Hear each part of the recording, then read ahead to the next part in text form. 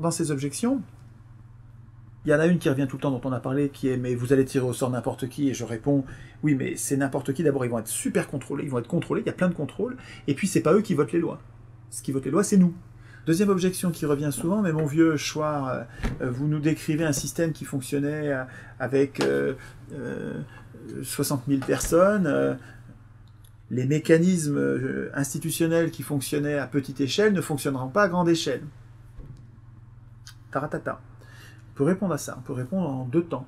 D'abord, on pourrait très bien avoir une cellule politique de base, donc la plus petite unité qui soit au niveau de la commune. On a 36 000 communes en France, et chaque commune correspond à peu près à la cité athénienne. Quelques dizaines de milliers de personnes, c'est la taille de la cité. Et on pourrait très bien avoir une vraie démocratie au sein de chaque commune, où la commune déciderait de tout ce qu'elle peut décider de façon autonome.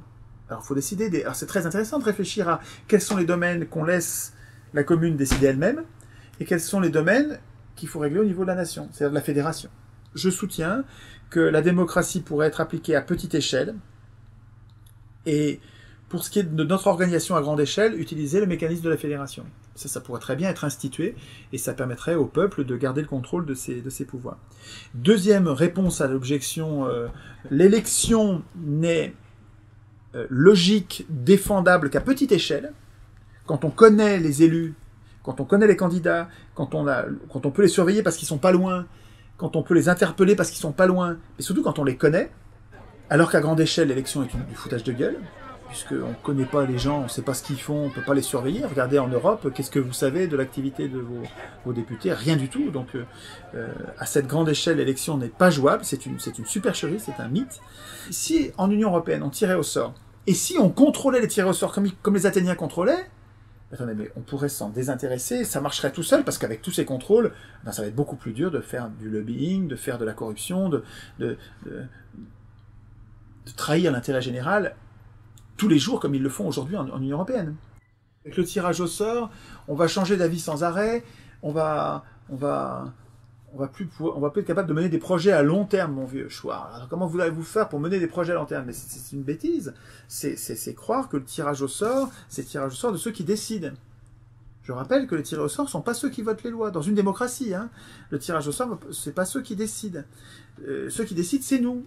C'est les citoyens qui viennent à l'Assemblée. Et là, les citoyens qui viennent à l'Assemblée, c'est toujours les mêmes.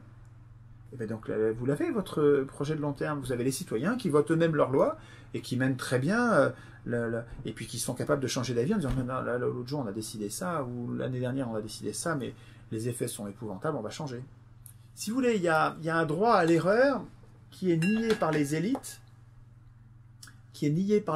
comme si les élites ne se trompaient pas. Mais c'est une blague.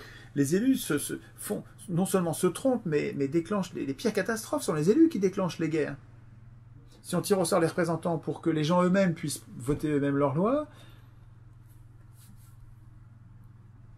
on se trompera. Et alors, tout ce qui est vivant sur Terre n'arrête pas de se tromper. Tout ce qui est vivant. Vous prenez un arbre qui a commencé à pousser vers un mur, mince, il y a un mur, eh ben, il change, il contourne le mur, il s'adapte, et tous les humains, les bestioles, les végétaux, tous se trompent sans arrêt et corrigent. Action, réaction, action, erreur, réaction. On se trompe tout le temps. Et pourquoi est-ce que le corps social se tromperait pas? Et d'où viendrait que les élus se tromperaient pas? Non, le fait qu'on va se tromper est une objection qui n'a rien de spécifique au tirage au sort.